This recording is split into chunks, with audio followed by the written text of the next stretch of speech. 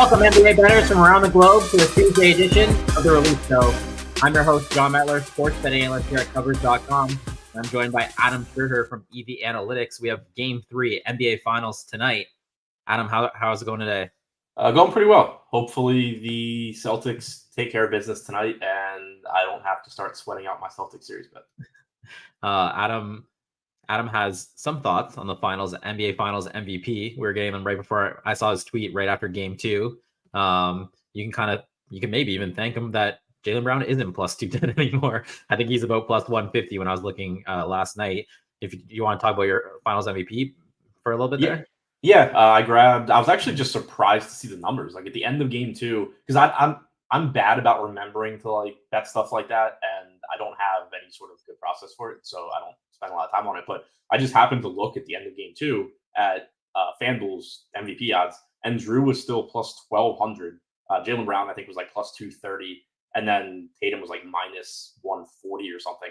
And it was just like, sure, Tatum is still relatively likely to be the MVP by the time things are said and done, but there's no way Drew should be plus 1,200, and Jaylen probably shouldn't be plus 230. So grab both of those. Last I looked, I think it was like plus 150 for Jaylen and like plus 600 now for Drew. Yeah, both of those moved. I was gonna say, I think Drew's about, like you said, plus 600. I totally agree with you. I think the narrative of Drew Holiday guarding Kyrie Irving and Jaylen Brown guarding Luka Doncic just kind of gives them that little bump in that market for Finals MVP. Also, the flip side of that is, Luka Doncic was kind of targeting Jason Tatum on defense. It was not necessarily that he's like a bad defender. He's just the worst of the 5 on the floor. So it's like he was kind of targeting him too. So that could also kind of work against Jason Tatum. I agree. I don't think Jason Tatum should necessarily be as big a favorite as he was. Obviously, the market closed that on Jason Tatum a bit there, and you were part of that market. It was like 1 minute after Game 2, and I saw Adam's tweet. He's like, FanDuel has the wrong odds for Finals MVP. I thought that was pretty funny. So on last Thursday, Game 1, we went 2-0. Derek Lively under 1.5 assists. Luka Doncic under 31.5 points. The Luka Doncic points was sweaty. I think he had 30 points with like 9 minutes left in the fourth quarter. Obviously, he didn't play the final 5 minutes there. Even the Derek Lively assist, I remember he got subbed in, and I think he got an assist with like 30 seconds into his box score said 0 minutes, 1 assist. And I was like, oh, it's a great start for 1.5, under 1.5 assists. But then he never got another assist, so that went under as well. So he went 2-0. Adam's 36 and 26 on the year. He's up 11.48 units. So make sure to give Adam a follow, subscribe to the show. Let's get some likes here on the show. Adam is from EV Analytics. He's using prop projections from EV Analytics.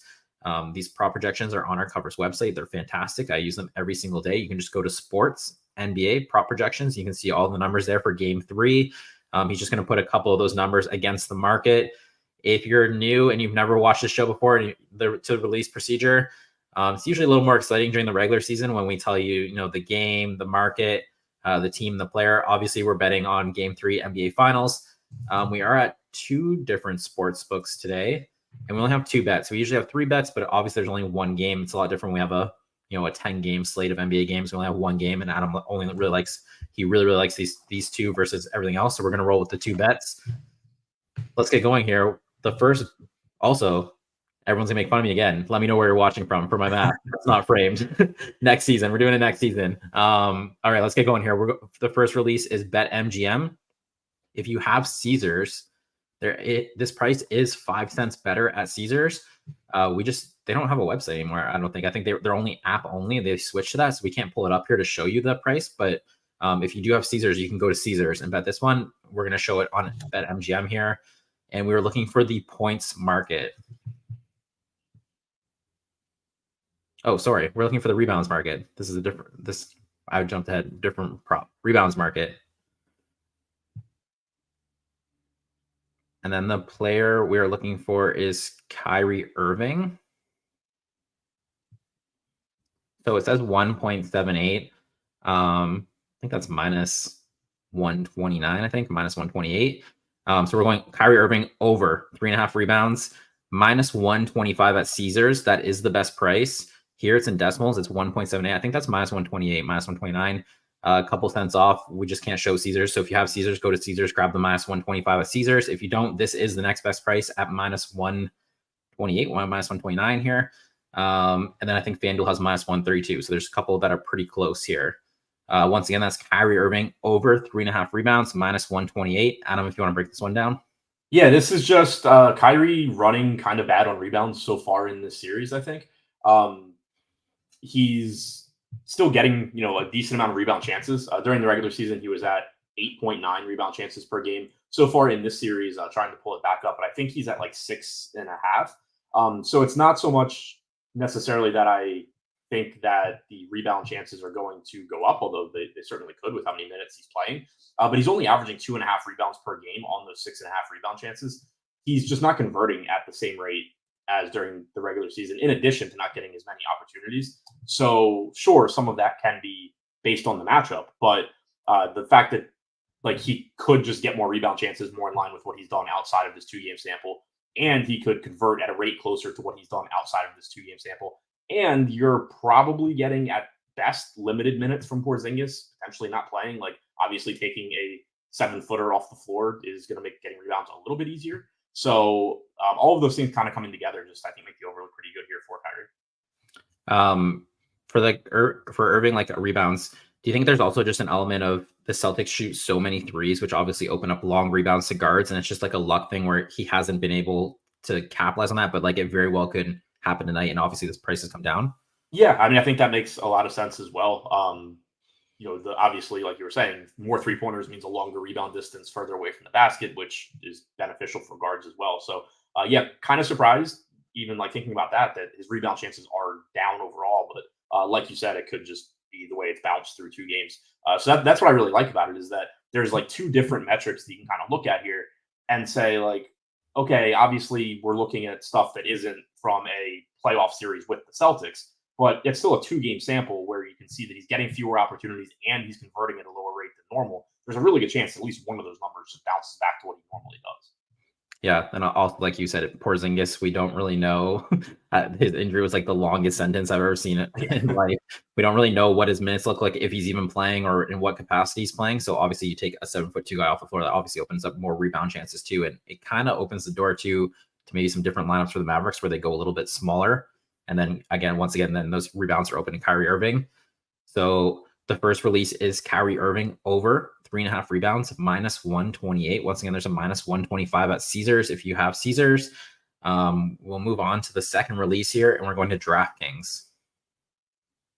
And then this one, we're looking for the points market. And then the player we're looking for, if you don't have DraftKings, Caesars, once again, is pretty close on this one. So the player we're looking for is Luka Doncic. And our price is there. So we're going Luka Doncic under 32.5 points, minus 105. Once again, that's Luka Doncic under 32.5 points, minus 105. We had so much fun sweating in game 1. We're going back to it in game 3. Adam, if you want to break this one down. Yeah, it's kind of like we said before, when you talk about guys like Luka, there's not a whole lot that you can say, because obviously he's going to get his shots and you're just hoping it's probably going to be close. You're just hoping he doesn't go over. I do like that through these first couple of games, he has a 36.9% usage rate. You compare that to the regular season, he was about 35.9%. So at least through those first 2 games, you haven't seen a massive uptick in usage. So we haven't seen that scenario where Boston is just letting him shoot every time down and just defending everything else. I don't think that they're opposed to him shooting. They're clearly not trying to get the ball out of his hands, but we haven't seen a massive bump in usage. So I don't think that we're really under projecting his scoring or anything. We have him at 41 points. Or 41 minutes rather. I do also like that the market has moved in this direction. This line opened at 33.5 minus 120, came down to 32.5 minus 105. So especially with somebody like Luka, I always am a little bit hesitant if I'm using projections to bet and the market is moving against them and the projections are saying oh, bet Luka's under, because there's just a good chance that something's off in the projection. So I like that the market's moving our way. I am happy with the 41-minute projection we have. I like that his usage hasn't skyrocketed in the series. Porzingis potentially not being in obviously does impact Boston's defense, which isn't ideal for this. But all things considered, I think it just looks like a profitable bet. Someone said there's a minus 104 at Bet Rivers. They were sitting at 33.5 minus 125 when we came on air here. So this was the 32.5 minus 105 was slightly better based on the projections we had. Obviously, minus 104 is better, but then Caesars is close, 32.5 minus 108. Just like I'm gonna kind of counter you're saying Porzingis out. So yesterday when they announced, Porzingis, we don't know, he might not play. I was like, I was trying to think like from like a coaching standpoint, like who does this impact? What, like obviously there's Porzingis's props, Al Horford's props, but like who else type thing. And usually when I do that, I take my dogs for like a million walks. I'm just like, I gotta think about this from a coach standpoint. And the one guy I was actually thinking about was Luka Doncic. So it's like it kind of goes both ways. It's like one, you're missing the rim protection that would maybe stop Luka from scoring at the rim. But then the flip side, that is like it also opens up all of his teammates who have been getting stuffed at the rim. Do they all of a sudden start to contribute more? And like now there's less Luka points. Like all of a sudden, can Gafford now finish at the rim? Can Lively finish at the rim? You've seen Derrick Jones Jr. get blocked a bunch by Porzingis at the rim. I watched Maxi Kleber get blocked. Does this all of a sudden, like I'm like, does it kind of open up more for his teammates? It's kind of like both ways, right? Yeah, and like you and I have talked about before, generally, even like in the postseason, sure, you can say that like every stat for Doncic, his opportunities are going to increase, but generally points and assists negatively correlate. So if now with Porzingis not protecting the rim, if it's easier for him to get the ball to his teammates to score, he's going to most likely take less shots on his own, and that would help us as well. Yeah, the other guy too, because you've seen him a couple of times too, is like Kyrie Irving he's kind of been living off that more of like that floating jump shot fading away from the rim type thing. Does he all of a sudden start getting downhill and like trying to finish spin shots at the rim and stuff? Again, because Porzingis is out, that's kind of the one I feel like it might open up more for his teammates, which would kind of make me feel go under. And he's been also, he was 31 and a half. He's only, was it 30? I think he said 30 and 32. So he hasn't gone over this number even the first two games where he was like full on on the ball and stuff. So now you go home, you're not as reliant as a superstar. You're kind of more trusting your role players at home. The other thing too, I was kind of wondering, me and Del were kicking around the pre-show here. I do wonder also if the Mavs kind of turned a more offensive lineup versus a defensive lineup. And maybe we see Jaden Hardy, maybe we see Tim Hardaway Jr. Maybe like these are just guys who can kind of push him off the ball just a bit to kind of give him like a break, because he's obviously been tired at the end. It's like, once again, that's just another angle where it's like, those shots. If Tim Hardaway Jr. comes into a game, Luka Doncic is losing shots. I can tell you that for free. So, right. And to your point, like it's not that anybody is suggesting that like Tim Hardaway is going to come in and like they're going to run the offense through him. But right. When you're talking about a line, a margin as close as this is, anything that's taking a shot or two away here and there from Luka is good. And then also, you kind of mentioned him getting tired. Every additional game you get into this series is more physically demanding on Luka and likely to affect efficiency to some degree. Yeah. So it seems obviously it's scary to go under on a superstar points, but I actually feel like there's a lot of paths to this one going under, like more than it kind of appears on the surface. So I do really like that number. 32.5 minus 104 Bet Rivers, minus 105 DraftKings. So once again, the two releases are Kyrie Irving over 3.5 rebounds, minus 125 Caesars, and is the best price. And then Luka Doncic under 32.5 points, minus 104 Bet Rivers is the best price currently. Adam, any closing thoughts for us here? Go Celtics, because that worked so well with the Knicks. And you kind of want Jason Tatum to not. Oh yeah, yeah, Jason Tatum not. So one thing that I wouldn't hate is if the Mavs were to win this game and Tatum plays horribly, you're probably going to get like pretty good Tatum odds at that point. Yeah, and then would you take Tatum at that point? If they move enough, like I don't want to. The thing is, like, I want to be profitable still if Jaylen Brown wins. Yeah. So I don't want to get too much more down since I already have him and Drew. But I would definitely, especially if you haven't already bet, that's what I would be looking for, like potentially at the end of this game, is if Dallas wins this game and Tatum just has like a mediocre game, where do Tatum's odds move to? If I didn't already have money down, then I would love to be getting like a plus 200 Jason Tatum or something. If you had a vote, who do you vote for right now? I mean, Drew. I'm a little biased. Well, yeah, plus 1,200, plus 200. Which one would I vote for? Drew all day. I'm just curious which one you'd vote for. So we're not going to have a show on Friday. We're kind of to be determined on how we're gonna. I think we might release props on social, so we'll kind of keep you up to date to that, and then hopefully we'll be back next week. Hopefully it's not a sweep. I don't know if they've announced the officials yet. If Scott Foster's on tonight, I think we're good. I think we'll at least see a game 5. That will be Monday. If hope if it's Scott Foster, Ed Malloy, Adam Silver's sending in the big guns for us to get a game 5. So I think we're going to stick to doing the show. Probably should talk about this before we came on air here, and I'm saying it live, but I think we're going to stick to doing the show on the day of the games. If not, it might be the day before. So I think we'll be back Monday's game 5. Pretty sure. Yeah, Monday for sure, because Monday's game 5.